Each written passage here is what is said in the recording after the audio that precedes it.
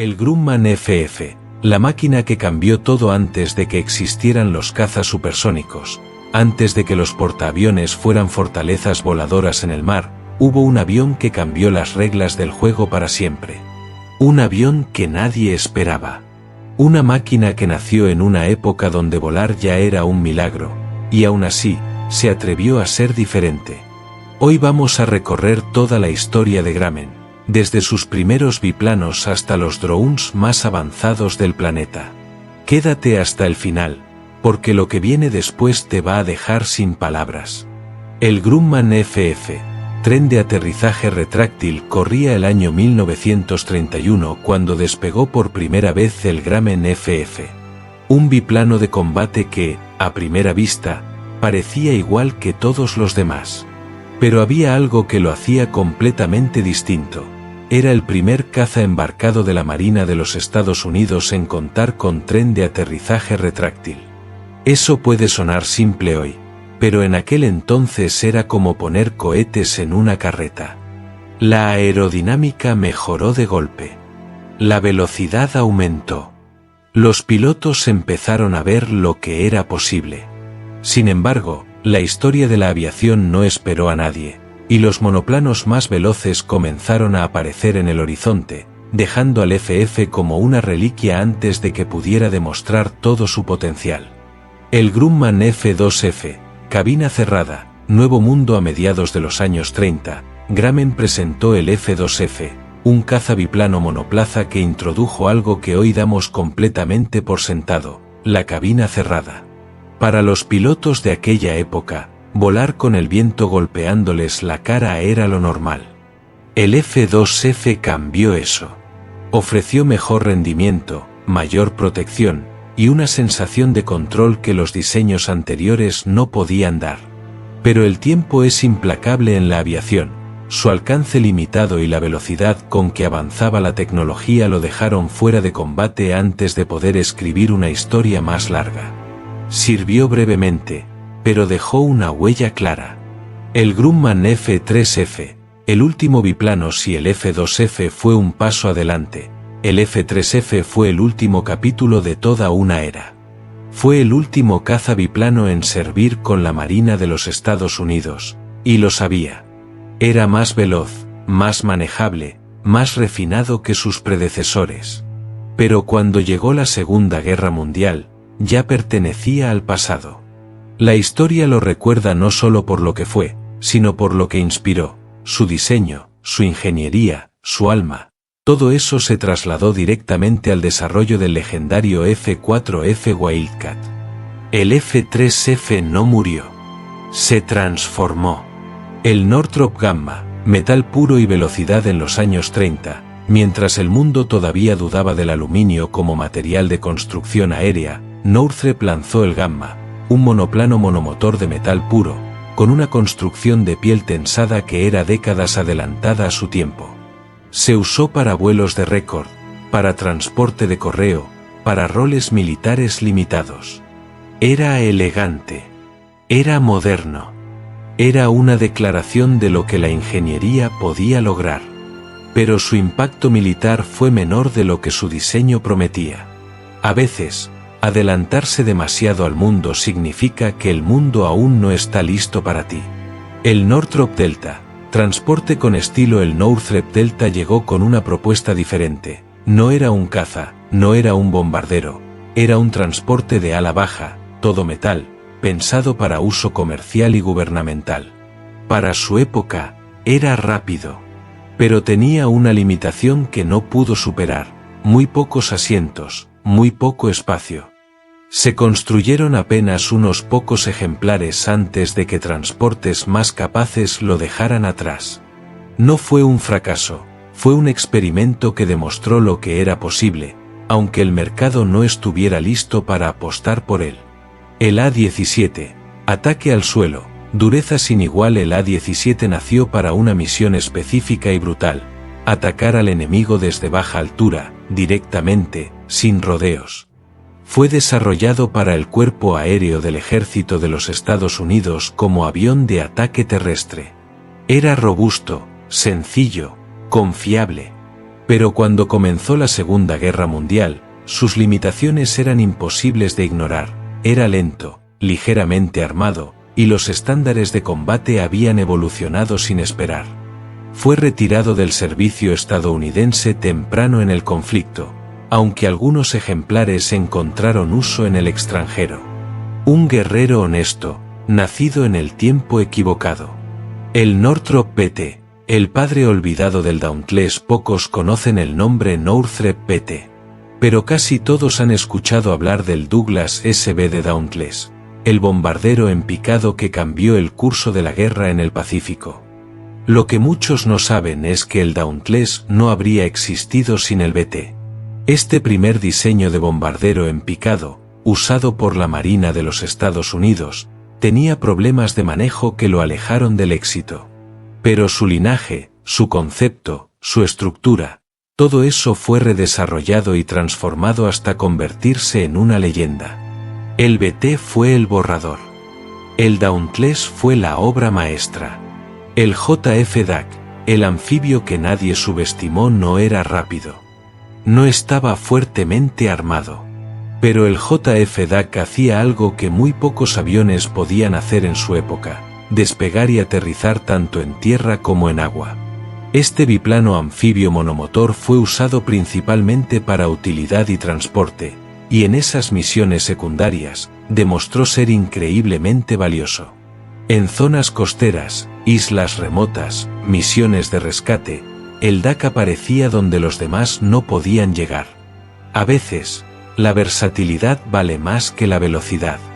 El Grumman Goose, confianza en aguas abiertas. Si el DAC era el trabajador callado, el Gus era el profesional de largo alcance.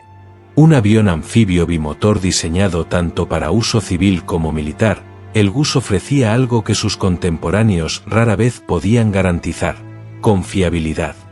Su alcance era respetable, su operación en zonas remotas era su especialidad. Regiones sin aeropuertos, comunidades aisladas, misiones donde la infraestructura simplemente no existía. Ahí era donde el Gus brillaba. Caro de operar, sí, pero irreemplazable en su contexto. El N-3PB, patrulla en aguas tormentosas, construido específicamente para Noruega durante la Segunda Guerra Mundial. El N-3PB era un hidroavión de patrulla y bombardeo pensado para resistir las condiciones más extremas del Atlántico Norte. Y en eso, cumplía. Podía operar en aguas bravas donde otros aviones simplemente no sobrevivirían. Pero tenía dos debilidades que limitaron su impacto: era poco potente y ligeramente armado. Y los números de producción fueron pequeños. Una herramienta capaz, en manos de una nación luchando por su supervivencia, pero nunca en cantidad suficiente para cambiar la historia. El F-4F Wildcat, sobrevivir cuando todo está en contra. Cuando Japón atacó Pearl Harbor, el F-4F Wildcat era el principal caza de la Marina de los Estados Unidos. Y la realidad era dura: era más lento que el famoso Zero japonés. Menos maniobrable. En papel, estaba en desventaja. Pero el Wildcat tenía algo que el Zero no tenía: era una fortaleza voladora. Construido para absorber daño, fuertemente armado, y pilotado por aviadores que sabían exactamente cómo sacarle el máximo partido, el Wildcat compensó sus desventajas con dureza, disciplina y táctica. No ganaba por velocidad. Ganaba por supervivencia. Y en la guerra, sobrevivir es ganar. El TBF Avenger, el torpedo que hundió imperios. Grande. Pesado. No especialmente veloz. Pero el TBF Avenger llevaba algo que lo convertía en una pesadilla para cualquier barco enemigo: una capacidad de carga devastadora. Usado extensamente por las fuerzas aliadas, el Avenger demostró ser mortífero en roles de ataque y en la guerra antisubmarina. Podía absorber daño y seguir volando. Podía cargar torpedos, bombas y equipos de detección submarina. Era el operario de la guerra aérea, no el más glamoroso, pero sí uno de los más efectivos. Pocas aeronaves de la Segunda Guerra Mundial tuvieron tanto impacto real en el campo de batalla. El P-61 Black Widow, cazador en la oscuridad, imagina la noche sobre el Pacífico. No hay luna. No hay estrellas visibles. Y en algún lugar de esa oscuridad, un avión enemigo se acerca sin ser visto. Ahí es donde aparecía el P-61 Black Widow, el primer avión estadounidense diseñado específicamente para cazar en la oscuridad, equipado con radar a bordo. Era grande. Era complejo. Pero en su elemento, era letal. Sus demandas de mantenimiento y su tamaño lo limitaron después de la guerra. Pero como cazador nocturno, escribió páginas que ningún otro avión podía escribir.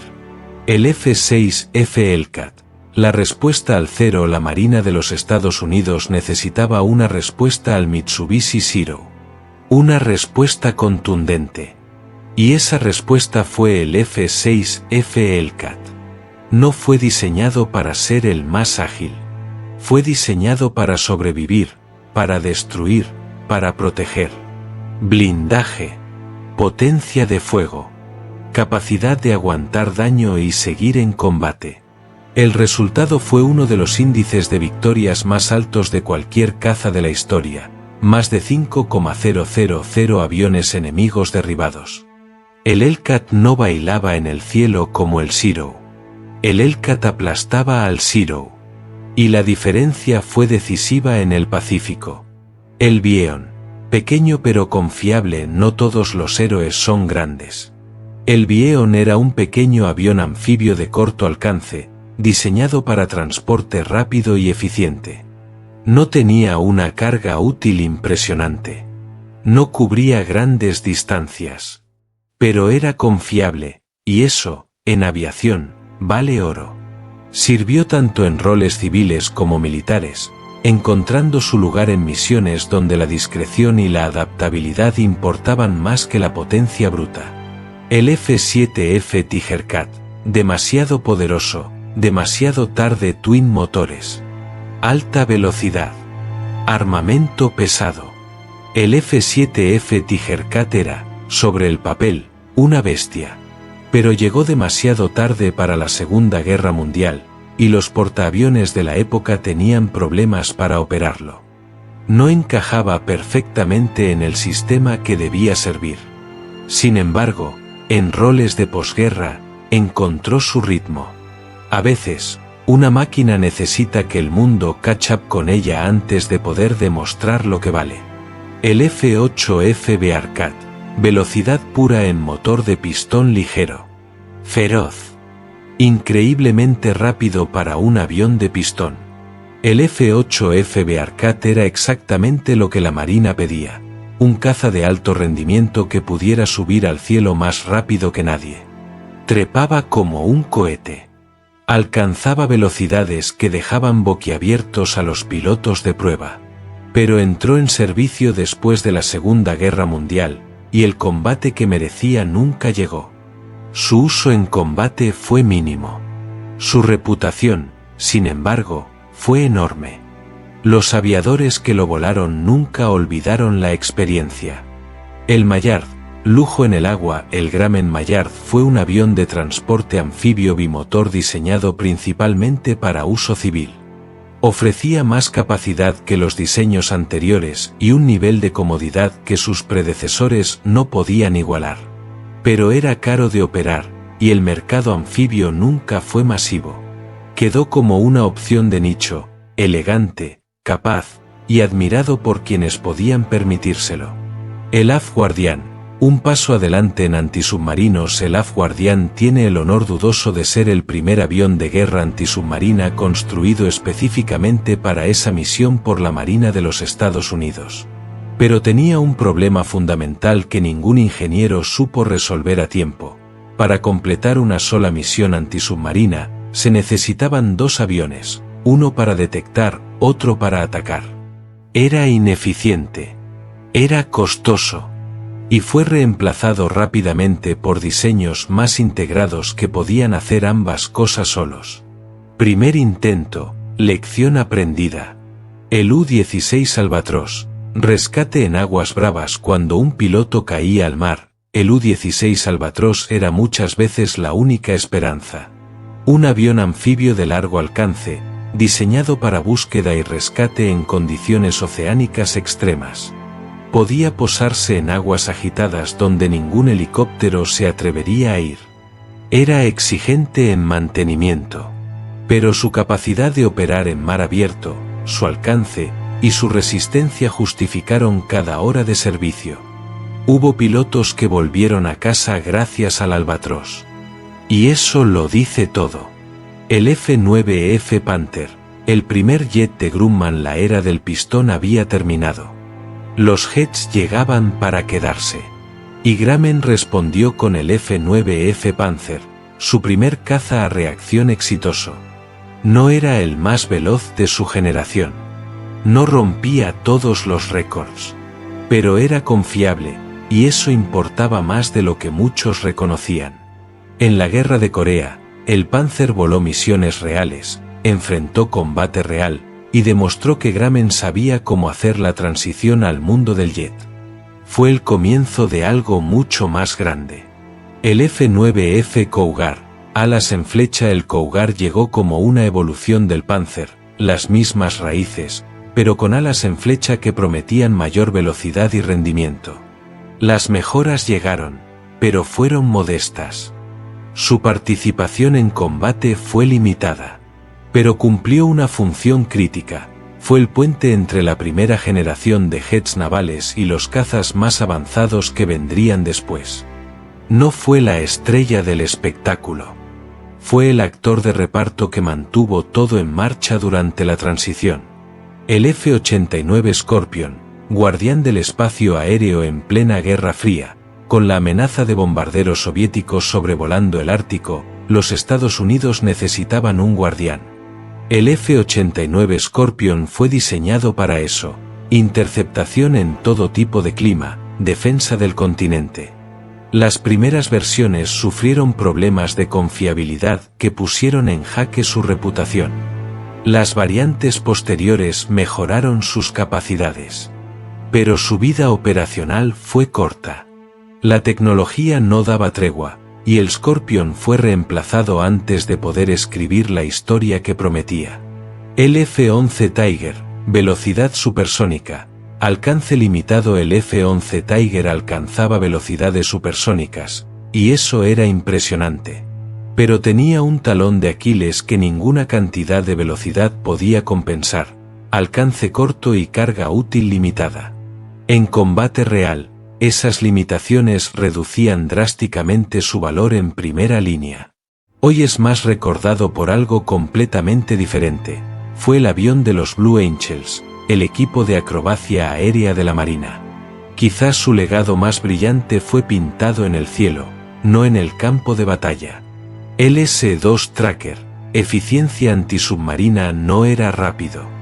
No era glamoroso. Pero el S-2 Tracker hacía su trabajo mejor que nadie en su categoría: guerra antisubmarina integrada, desde un solo avión. Sin necesitar un segundo aparato. Sin complicaciones innecesarias. Era eficiente, efectivo y confiable. Sirvió durante décadas, adoptado por múltiples marinas alrededor del mundo. Hay aviones que ganan guerras con velocidad.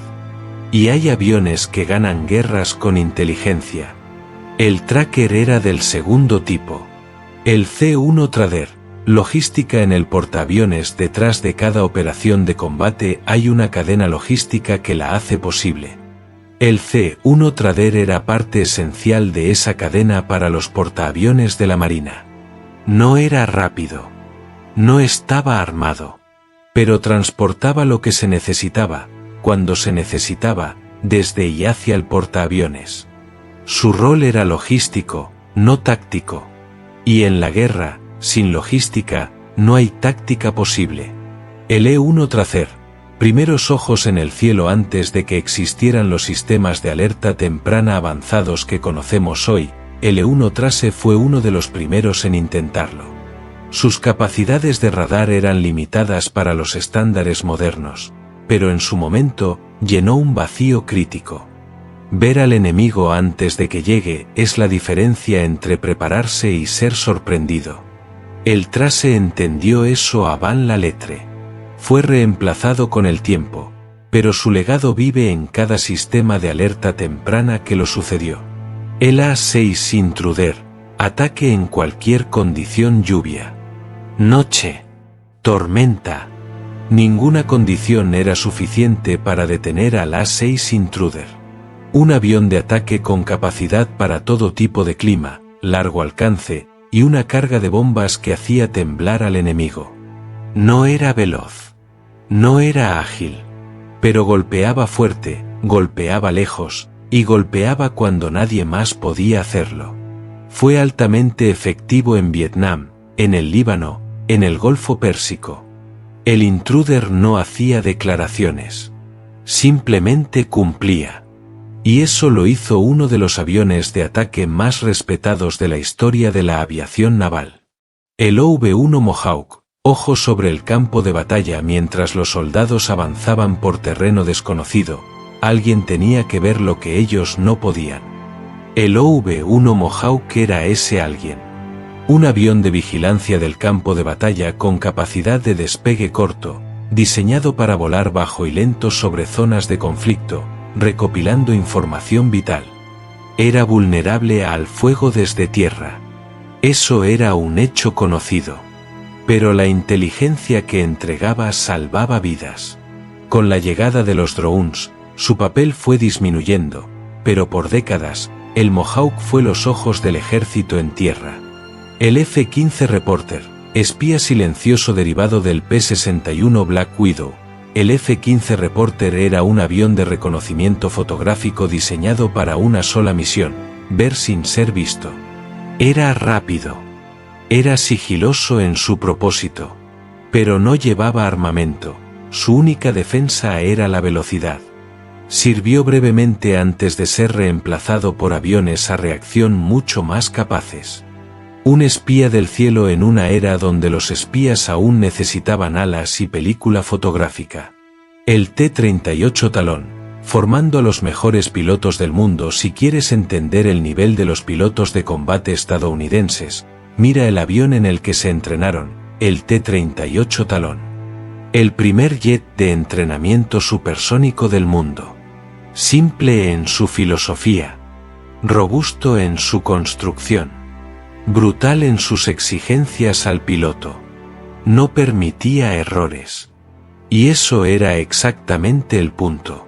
Décadas después de su introducción, el T-38 sigue en servicio, formando a los astronautas de la NASA, a los pilotos de combate de la Fuerza Aérea, a los mejores de los mejores. Si este avión sigue volando después de todo este tiempo, es porque simplemente funciona. Si estás disfrutando este recorrido por la historia de la aviación, este es el momento perfecto para suscribirte al canal, dejar tu like y activar la campanita, porque tenemos mucho más contenido como este esperándote. No te lo pierdas. El E-2 Hapkeye, los ojos del portaaviones, no es rápido. No es maniobrable. Desde el aire, casi parece inofensivo.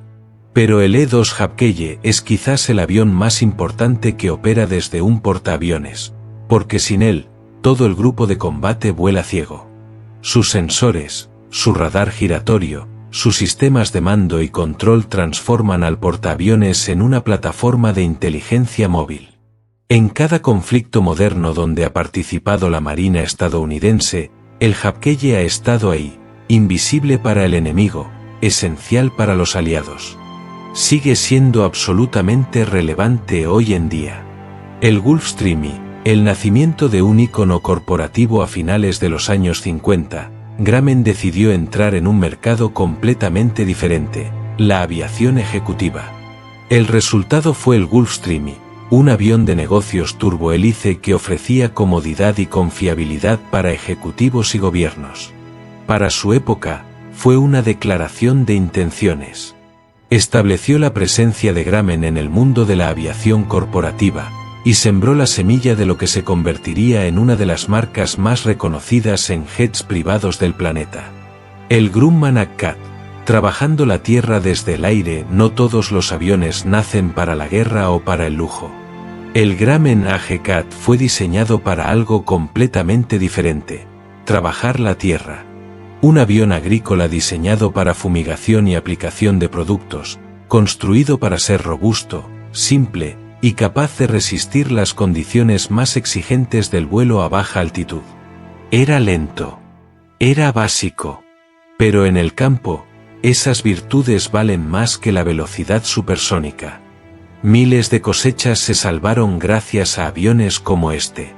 El Gulfstream II, jet corporativo de largo alcance. Si el Gulfstream I fue la declaración de intenciones, el Gulfstream II fue la declaración de poder. Un jet corporativo de largo alcance que llevó la aviación ejecutiva a un nivel completamente nuevo. Mayor velocidad, mayor alcance, mayor comodidad. Era caro, pero para quienes podían pagarlo, era la herramienta de productividad más poderosa disponible en el aire. El Gulfstream II consolidó a Grumman como un nombre serio en el mundo de los jets privados. El C-2 Greyhound, el camionero del portaaviones. Si el portaaviones es una ciudad flotante, el C-2 Greyhound es su camión de reparto. Grande, lento, no armado, pero absolutamente esencial.